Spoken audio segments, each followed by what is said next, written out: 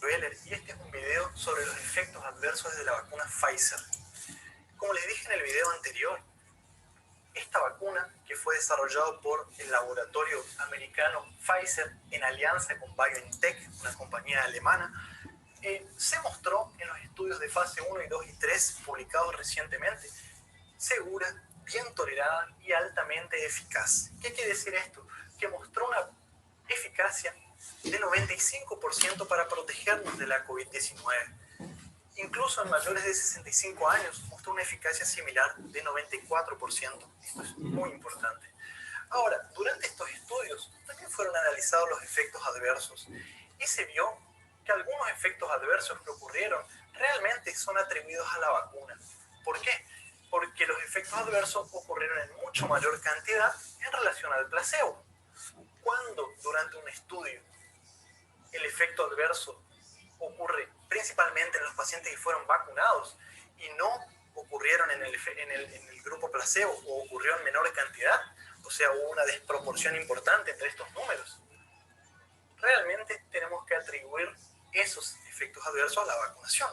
Ahora, también hubo otro tipo de reacciones que ocurrieron en el mismo número de pacientes vacunados que en el grupo placebo. O sea, no lo podemos atribuir a la vacuna. Incluso algunas reacciones ocurrieron más en el grupo placebo que en la vacuna. O sea, la vacuna no es la culpable. Y tenemos que tener mucho cuidado cómo interpretamos esto, ¿sí? Hay muchas fake news, hay mucha confusión en las redes sociales. Entonces yo se los voy a mostrar los datos acá y se los voy a dejar el link con los efectos adversos y las tablas oficialmente publicadas para que todos ustedes tengan acceso. Búsquenlo en la descripción del video. Después que terminan los estudios de fase 3, las diferentes agencias reguladoras de los diferentes países, como por ejemplo la FDA en los Estados Unidos, comienza a analizar estos datos. Analiza el riesgo y el beneficio de la vacunación. ¿Cuál sería el riesgo? Contraer COVID-19. Nosotros sabemos que actualmente, hasta la fecha de hoy, existen casi 70 millones de casos confirmados de COVID-19. Y hay actualmente, hasta hoy, 1.500.000 muertes por esta enfermedad.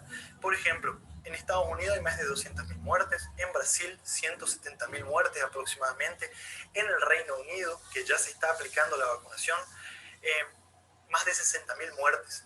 Entonces, sin duda, los estudios de fase 1 y 2 y 3 muestran que el beneficio de esta vacuna es superior al riesgo y la balanza cae a favor del beneficio. Después que se aprueba por un agente regulador como la FDA, seguramente los otros países van a seguir por el mismo camino y van a comenzar los famosos estudios de fase 4. ¿Qué serían estos estudios de fase 4? El análisis o la vigilancia de los efectos adversos, la seguridad y cómo se tolera la vacuna en la población en general cuando comienza a ser aplicado. O sea, la vacuna continúa siendo estudiada por un largo periodo de tiempo después que termina el estudio de fase 3 y después que se comercializa y se comienza a aplicar en la población en general. Y como les dije anteriormente, el Reino Unido ya se adelantó, comenzó a aplicar la vacuna principalmente en personas de más riesgo, más de 80 años, y las personas que trabajan en la línea del frente como profesionales de la salud, trabajadores sociales, etc. Y ya se comenzó a reportar de manera viralizada en los medios sociales y en las noticias sobre algunos eventos adversos que se los voy a explicar a continuación para que no haya más confusión qué ocurrió realmente. El 10 de diciembre, la FDA publicó un documento sobre un análisis de los datos obtenidos durante estudios de fase 2 y 3. Estos datos fueron entregados por el sponsor de estas compañías para que la FDA lo analice para ver si se aprueba su uso, para evaluar los riesgos-beneficios y ver si se aprueba su uso para la aplicación en los Estados Unidos. Estos 37.500 participantes tenían más de 16 años y esos datos fueron obtenidos durante un seguimiento de 2 meses después de la segunda aplicación, o sea, del refuerzo. De esos 37.500 pacientes, 18.800 pertenecían al grupo que recibió la vacuna y 18.780 recibieron el placebo. O sea, la randomización fue prácticamente 1-1. A partir de ese análisis se publicaron los efectos adversos que ya se los voy a contar. Ahora, antes de eso les quiero contar sobre la composición de la vacuna, cuáles son los ingredientes de la vacuna de Pfizer. ¿Y por qué hago este paréntesis? Porque son innúmeros los comentarios de las personas que están un poco en contra de la vacunación, que dicen que las agencias ocultan los componentes y los ingredientes de la vacuna. Bueno, yo les digo que eso es falso. Los ingredientes están disponibles en el link que les dejo en este video para que todo el mundo los vea. ¿Cuáles son los componentes de esta vacuna? Bueno, es una vacuna congelada, blanquecina, sin preservantes, que contiene básicamente el ARN mensajero, que codifica para la proteína Spike, como ustedes ya lo saben. Contiene lípidos, como por ejemplo el colesterol y otros lípidos que son difíciles de pronunciar y de escribir, pero que forman la nanopartícula lipídica. Y contienen iones, como por ejemplo cloruro de sodio, cloruro de potasio, fosfato de sodio dibásico, fosfato de potasio monobásico, contiene también sacarosa. Es básicamente eso.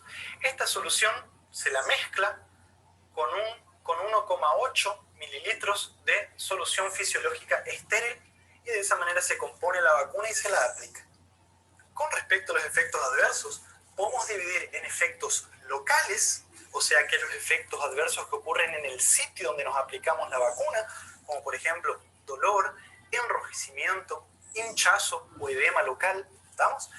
Y también efectos adversos sistémicos, o sea, aquellos efectos adversos que ocurren más allá del sitio de aplicación de la vacuna, como por ejemplo fatiga, dolor de cabeza, dolor muscular, fiebre, dolor articular, escalofríos, básicamente esos.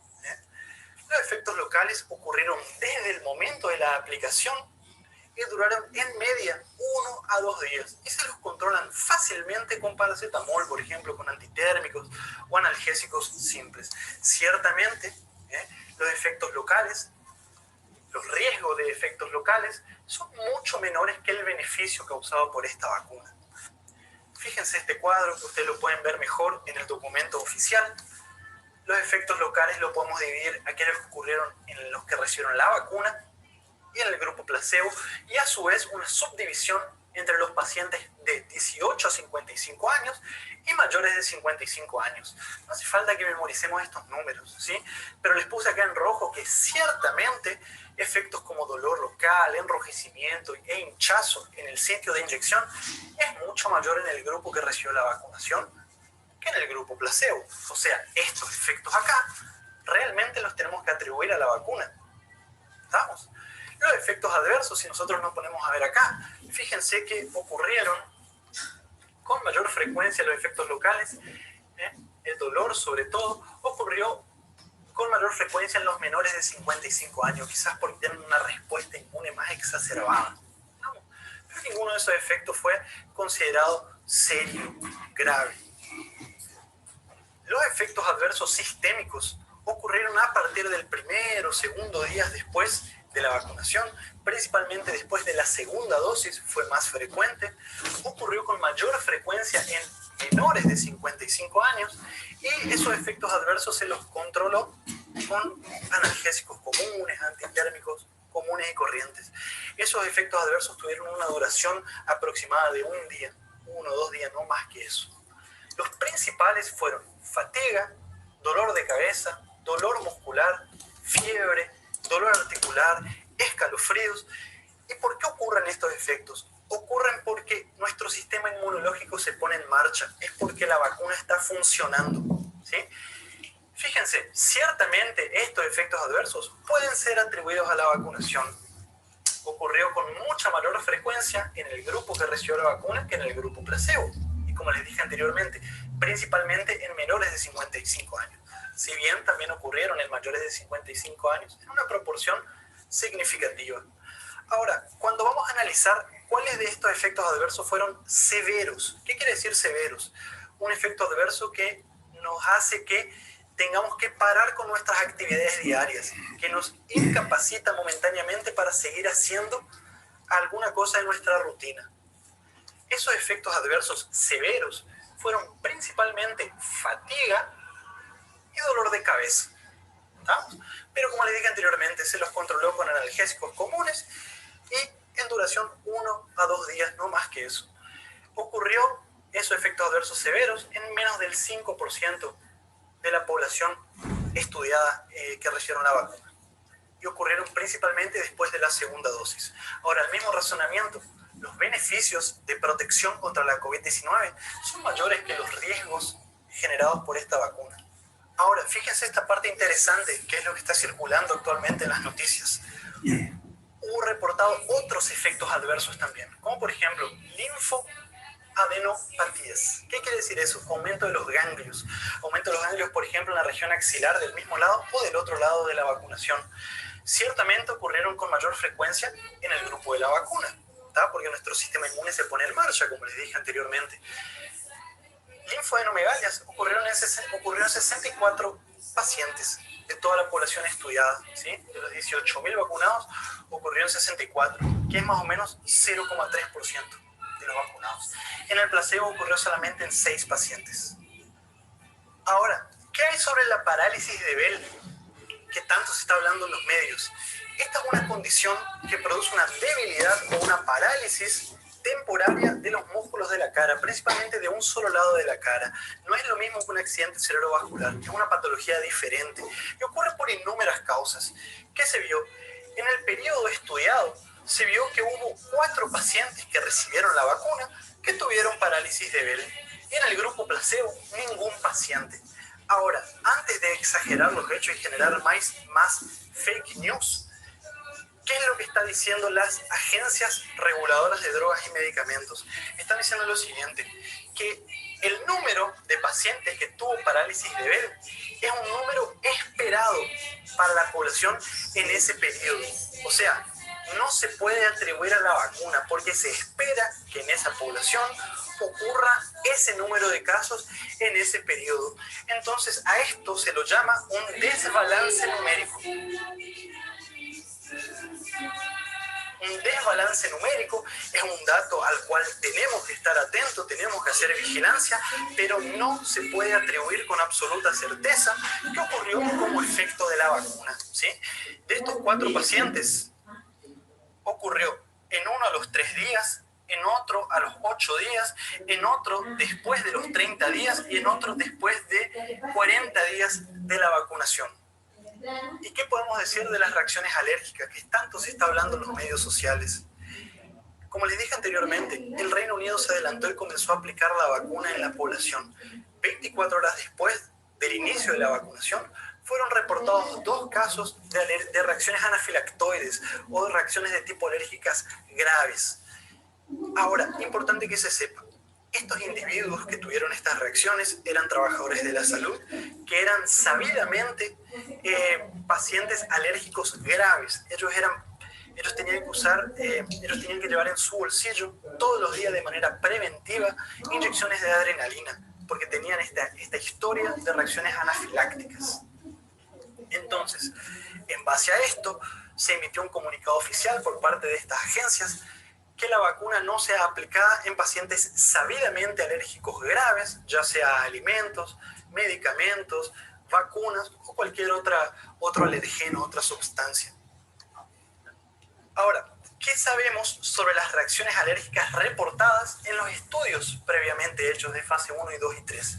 Fíjense, de 18.800 pacientes que recibieron la vacunación, solamente 137 tuvieron reacciones alérgicas reportadas. Esto representa 0,6% de los vacunados.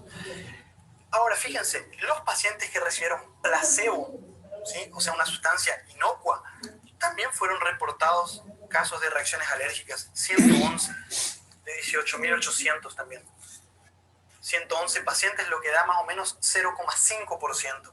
Ustedes lo pueden ver en el documento oficial. O sea, el grupo vacuna 0,6%, el grupo placebo 0,5%. Una diferencia no tan significativa. Ahora, ¿qué podemos decir de las muertes?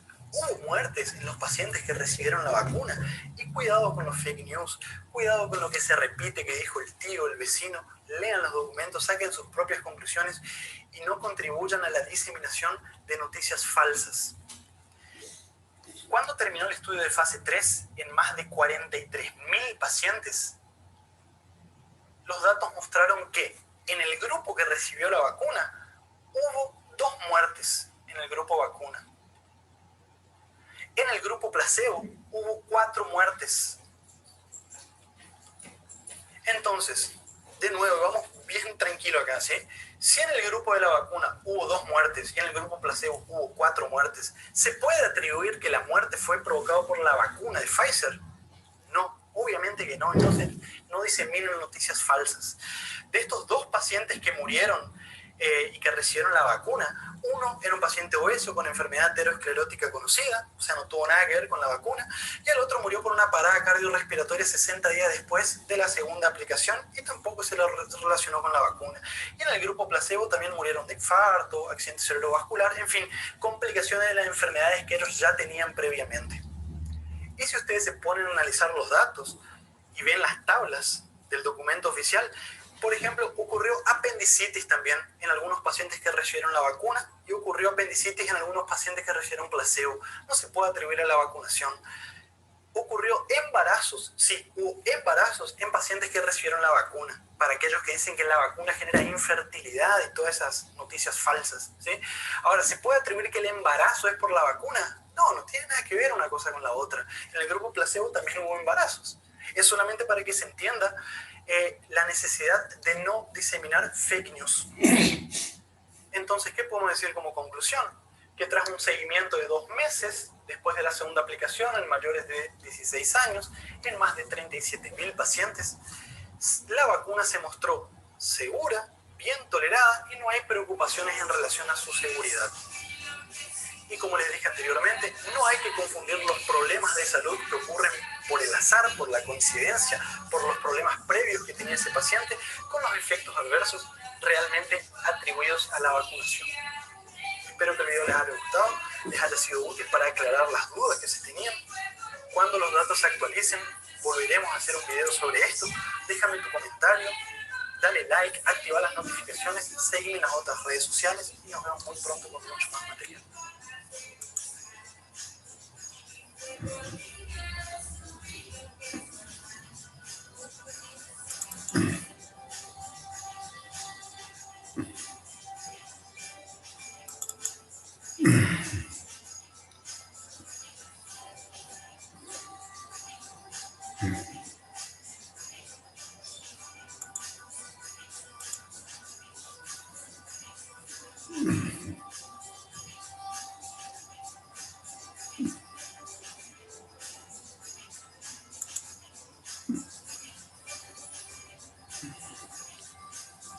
Conoce tu potencial y no le tengas miedo al COVID.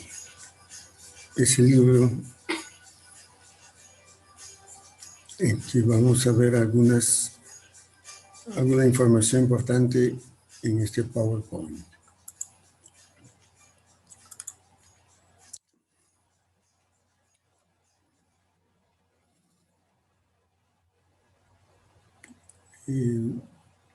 Mi nombre es Ángel Rodríguez y soy ingeniero industrial UNI. Y he sido profesor en la Universidad Nacional de Ingeniería, la Universidad de Lima, la Universidad San Marcos, del Pacífico, Ricardo Palma y Técnica del Callao.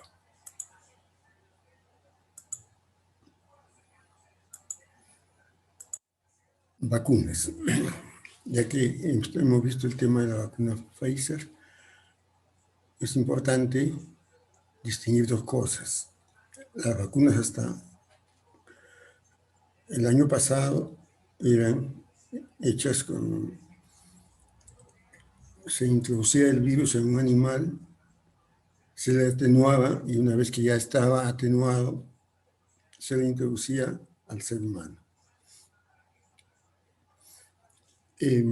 A partir de este año, y dado que todas las anteriores eran virus ADN, como el COVID es un virus ARN, los laboratorios han optado por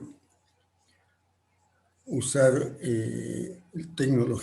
la tecnología de ingeniería genética y ya no introducen el virus en el ser humano. Lo que hacen es introducen químicos que permiten la modificación del ADN y controlar al virus.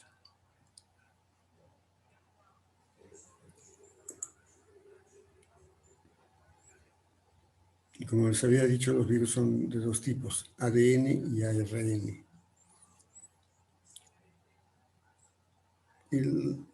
Los virus ARN, al modificar el ADN, usan el ARN mensajero. Y de esta manera el virus es controlado y ya no entra a nuestro organismo. Y no se reproduce, porque ya no usa el aparato reproductor de las células.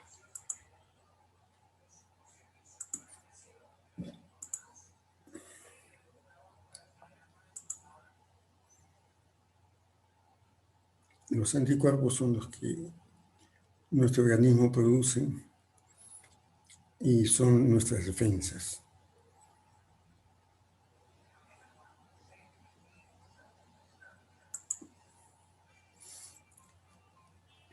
¿Qué es la terapia celular? Todo organismo, aún el más simple, contiene una enorme cantidad de información. Esta información se encuentra almacenada en una macromolécula que se halla en todas las células, el ADN.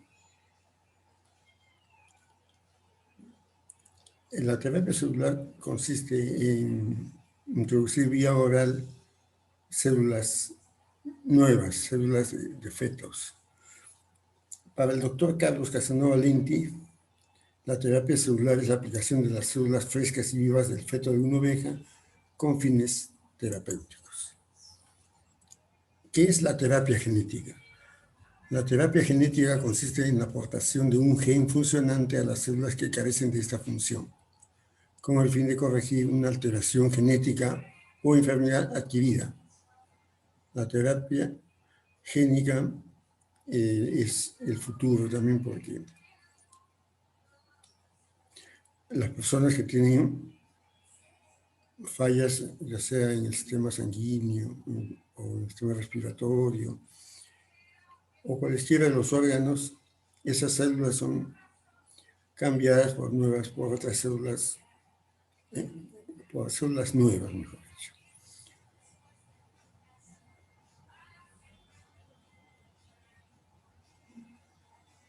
Y esto está estudiado bajo el ala de la biotecnología.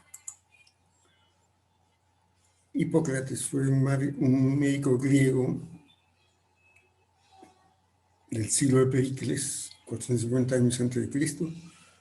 Dijo que el cuerpo tiene la capacidad de defenderse de cualquier invasor. Se le considera el padre de la medicina. En el libro también digo que es preferible la prevención antes que la curación. Y el nombre Seragen hace referencia a que este tipo de masaje se basa en los principios de la terapia natural.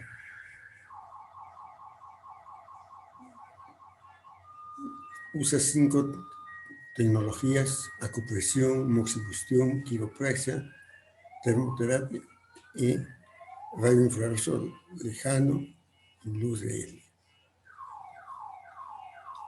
¿Qué es la acupresión? Es el masaje a presión que se aplica a determinados puntos del cuerpo.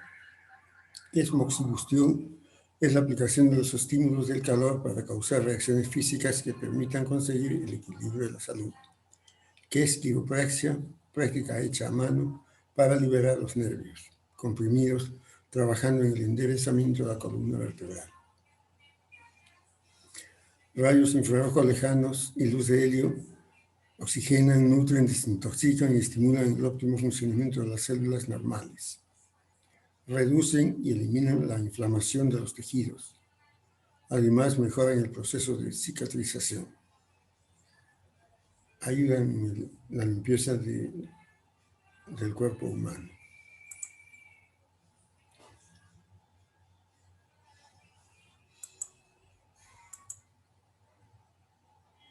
Los rayos infrarrojos lejanos fueron descubiertos por la NASA. El calor penetrante de la terapia del calor del infrarrojo lejano se puede utilizar como tratamiento de la belleza también, ya que reduce el aspecto de los pies, las líneas finas y las arrugas del cuerpo. También estimula la producción de colágeno. Los órganos de nuestro cuerpo están formados por células. El sistema circulatorio juega un papel importante en varios órganos, especialmente en el sistema microcirculatorio, que es la base del sostenimiento en la vida.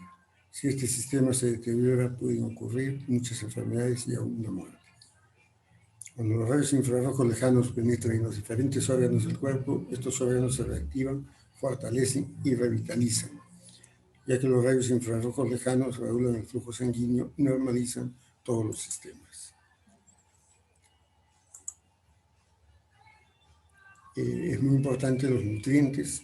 En el libro se recomienda el Ganoderma, que tiene 400 nutrientes, es un hongo que crece en la China. La espirulina es una microalga que posee 280 nutrientes. Solo hay dos lugares donde creció en forma natural la espirulina, que es México y África, Sudáfrica. La maca contiene 23 aminoácidos de los 27. La papaya nos ayuda mucho en la digestión y tiene vitaminas A, B y C. La cañigo aumenta la masa muscular, es un antioxidante. Tu cuerpo frente al COVID. Existe un antiviral llamado Favipiravir. Fue descubierto mientras se buscaban medicamentos para tratar la gripe.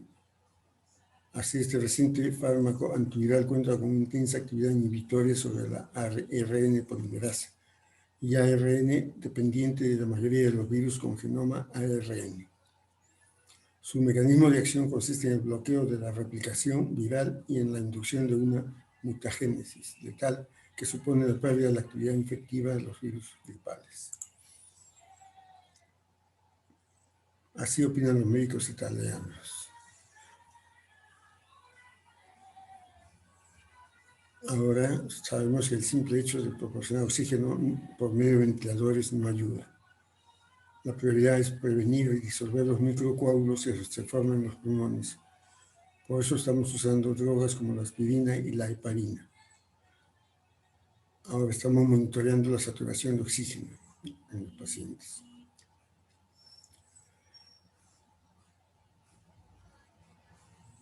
Ahora usamos dos medicinas importantes, Favipiravir y Remdesivir, que son antivirales que pueden matar el coronavirus. En estadísticas desde el 8 de abril del 2020 hasta el 4 de julio del 2020, tomadas de Wikipedia, encontramos que en China tiene 15 muertos por día, El Salvador 2 muertos por día, el Perú 120 muertos por día. ¿Por qué? Porque el Perú es el que sigue las instrucciones de la OMS, equivocadas, ¿no? Uso el paracetamol, de los respiradores, y todo conduce a la muerte. China, porque teniendo 1.300 millones de habitantes, tiene 15 muertos por día, porque ellos usan el Favipiravir para combatir el COVID desde el mes de marzo. Los muertos se han tenido en enero, febrero, ¿no? Y en marzo también.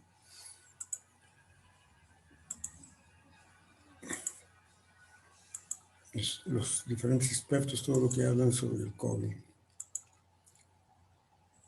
Hay pautas para controlar el estrés. Pensamos en lo que el Buda dijo: saber ayunar, saber esperar, saber reflexionar.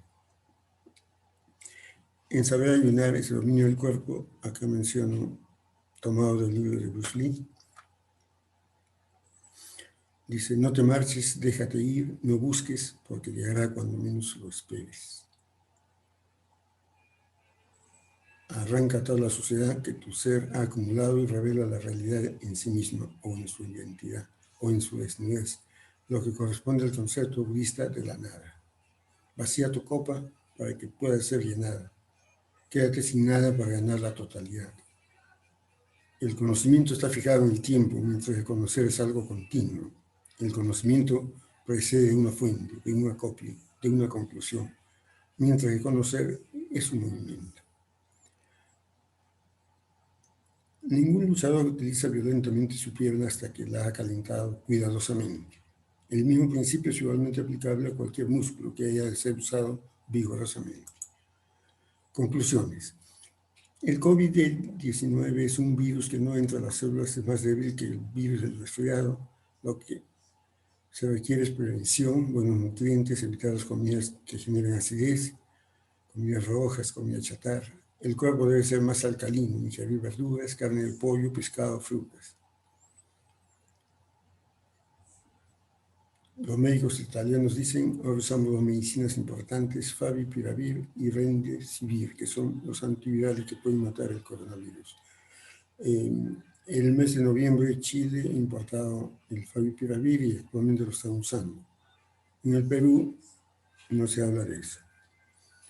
Muchos especialistas opinan que es mejor volver a las condiciones anteriores a la cuarentena. No mascarillas, no cuarentena. Las nuevas vacunas trabajan con el ARN mensajero y haciendo uso de la biotecnología se construye la modificación del ADN. Hecho esto, evitan que el virus ingrese a nuestro organismo. Y termina con visión de futuro, que es la impresión 3D. La impresión 3D ha llegado para quedarse, cambiando la manera de cómo tradicionalmente se fabricaban objetos de diversa índole e impactando sectores como la ciencia, la industria, la alimentación, entre otros. Y finalmente, el futuro, ¿no? Interfaces neuronales y sistema máquina-cerebro. ¿Qué es esto? Es lograr que la parte biológica se comunique y trabaje con la parte no biológica, que son las prótesis. Y ya se ha logrado que el cojo pueda caminar, que los ciegos vean, que los sordos escuchen. Por un tiempo limitado, inicialmente un año, pero a futuro ese tiempo será mayor. Gracias.